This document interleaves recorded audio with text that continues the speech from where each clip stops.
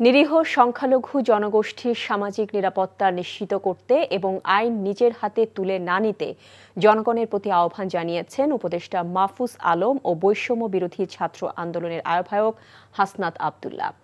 নিজেদের verified Facebook পেজে আলাদা স্ট্যাটাসে তারা এই আহ্বান জানান। আজ সন্ধ্যায় অন্তর্বর্তীকালীন সরকারের উপদেষ্টা মাহফুজ আলম ফেসবুকে এক পোস্টে গণ অভ্যুত্থান এবং বাংলাদেশের সার্বভৌমত্ব রক্ষার্থে সবাইকে শান্ত থাকার আহ্বান জানান। একই সঙ্গে তিনি বলেন, সরকার দ্রুতই সকল রাষ্ট্রদ্রোহী এবং সন্ত্রাসীদের বিরুদ্ধে যথাযথ ব্যবস্থা নিশ্চিত করবে।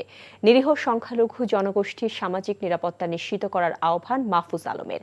প্রায় একই সময় এই নিয়ে আরেকটি ফেসবুক স্ট্যাটাস দেন হাসনাত আব্দুল্লাহ। তিনি তার ফেসবুক পোস্টে দেশের জনগণকে শান্ত থাকার জন্য অনুরোধ জানান।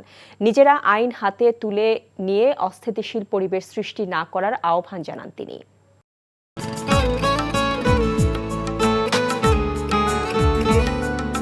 আপনার নামটা? নীলা। রাহুল। রবি, এই মেয়েটারে তোর ভাবি সবাই কেমন লাগবে? আপনাকে না বলছে আমাকে ফলো না করতে? ফলো কেন করতেছিলেন? আপনাকে দেখতে ইচ্ছে করে আমার, আপনার সাথে কথা বলতে ইচ্ছে করে। আমি কি করবো ঠিক বুঝতে পারছি না। ওরে বাবা, ওই মেয়ে, অথচ তারে তুমি চিনো না? হ্যাঁ,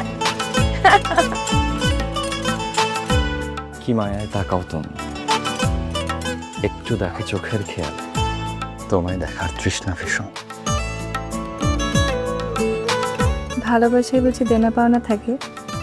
অবশ্যই থাকি, ভালোবাসা সবকিছু থাকে।